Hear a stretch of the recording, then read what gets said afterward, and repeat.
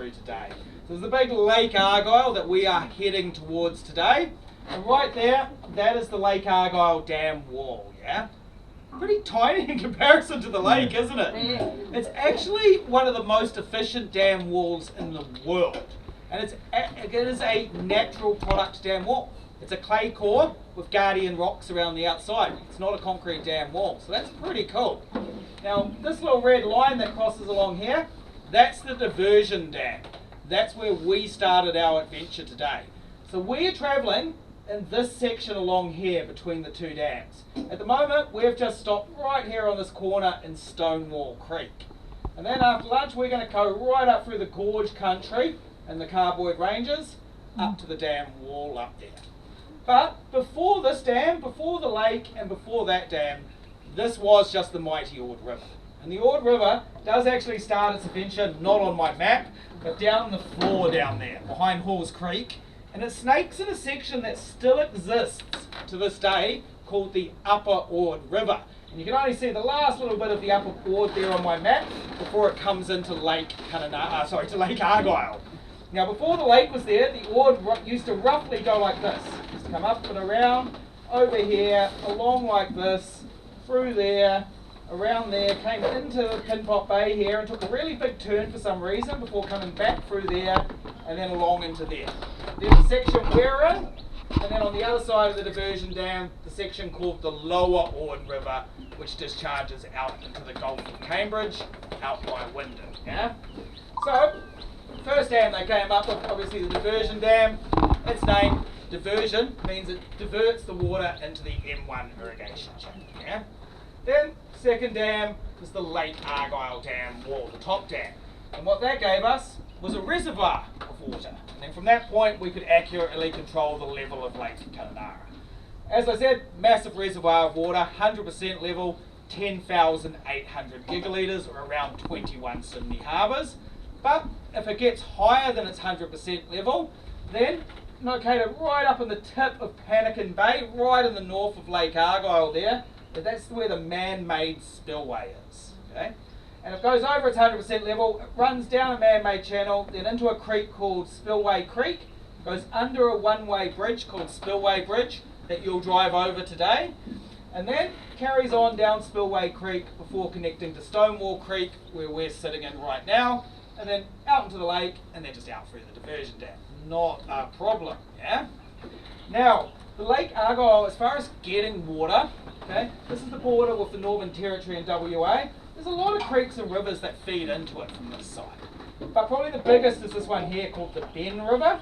And before Lake Argyle was here, the Ben River used to come up through here, along like this, come over here and connect to the Ord as a tributary. Now, on your way home today, you're going to stop at the Argyle Homestead Museum, which is the old Durack homestead that used to be located on the mouth of the Ben River. So it used to be located roughly about there. But then when the Duracks got word that the Lake Argyle dam wall was going to go ahead, they petitioned the WA government for some money to save their old homestead. They got approved the money, and the homestead got taken apart brick by brick, put into barrels. They numbered all the bricks so they knew which order to put it back together again, sent the barrels to Kununurra, but here's the problem. They had to spend the few wet seasons in the barrels in Kununurra while they waited for a second round of funding to rebuild it. So a few of the numbers washed off. But they do reckon it's about 80 to 90% accurate to the way it used to be. Yeah? So now it's located right up there where you're going to go and see it this afternoon. Yeah? Now, by far though, the most amount of water that goes into Lake Argyle still comes in from the Upper Ord River. And the Upper Ord River can put in about 4,200 gigalitres of water per wet season. Yeah? So remember, 10,800 is the 100% level, so that's almost half its capacity going in each year.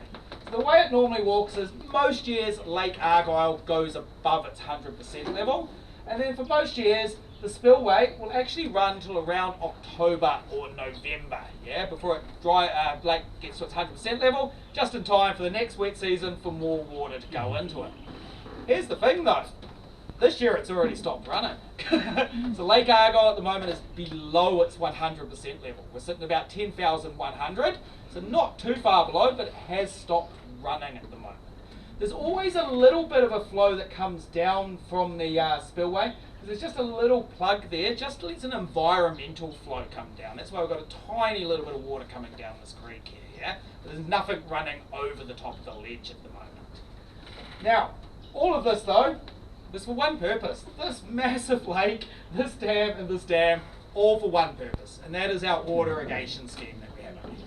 And we're really, really proud of the Ord, because if it wasn't for the Ord Irrigation Scheme, our beautiful town of Kununurra wouldn't be like this. We wouldn't have the big hospital, the really flash schools, big courthouse, police station. We wouldn't have a Coles, that's for sure, yeah? It really was the Ord that built Kununurra for all the investment and government grants that came from it, yeah? Otherwise, we'd be more a town like, well, Tennant Creek probably, yeah? Just serving the varying cattle communities around the region. So we're pretty proud of it up here. So it's varying stages of farmland that we do have. So stage 1 goes out through Ivanhoe and Packsaddle Plain on the other side. Easiest ones to go and see from town if you want to go and see them. Just go down Ivanhoe Drive, go off the various roads around it, or go across the diversion dam, go down Packsaddle Road, and just go off the varying farms and roads around the side there.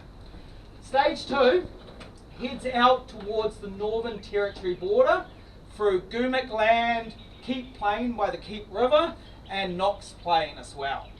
There's another one, new stage 3, which heads northwest towards Wyndham through Cockatoo Sands, and part of that will also be another section out here in Carlton on the other side of the lower Ord River. It all started for 2 crops, yeah? So the 2 crops they originally tried to grow up here was cotton and it was rice, and they both failed miserably, yeah? Okay. All the magpie geese in the Northern Territory, all these guys up here, worked out we were trying to grow rice up here. They flocked here in such large numbers, they interfered with aircraft operating in the region. And then, well, the caterpillars and the moths took care of the cotton for us, yeah? So when this happened, well, everyone really questioned the viability of the Ord Irrigation Scheme. In the 60s, such a big deal had been made out of it. Everyone was, oh, this is going to be awesome. And then it failed. And it was like, oh, it's not going to work. It's never going to work then. But in the background, while these big farms were failing, there's some other little farms just trialling other crops up here, trialling mangoes, you know, trying tobacco up here, trying legumes up here. And these crops were working. So when the big crops failed, these farmers got cheap land and built up their crops. And over a few decades, the Ord was quiet, but it just slowly built itself up. And then by the time you got to the 90s, people were starting to hear about the Ord again. So we're starting to reach our full potential now. When it comes to what we can actually grow up here these days, man, we can grow a lot. So we've got an abundance of sunlight almost year round. We've got really black alluvial floodplain soil that's been hundreds of millions of years in the making, so it's really fertile. And with this thing, well, we got some water up here, yeah? So we can grow pretty much most tropical and subtropical produce. Providing a crop doesn't require a frost, there's a pretty good chance we can grow it up here. So definitely don't get frosts up here. Yeah? Now, farmers a lot of the time can actually wait to the start of the growing season to decide what they want to grow. Because we've got all of this here, it's easy to get a crop in the ground, and farmers want to get the most amount of money they can out of their farmland, yeah? Because, well, water is cheap up here, so 1 megalitre of water in Perth costs around $1,000. 1 megalitre of water up here in the Ord Irrigation Scheme costs around $7. Wow. Water's cheap. Freight is the absolute killer up here, yeah? Freighting fertiliser, pesticides, freighting your produce to market, you're getting your heavy equipment up here. That's expensive, yeah?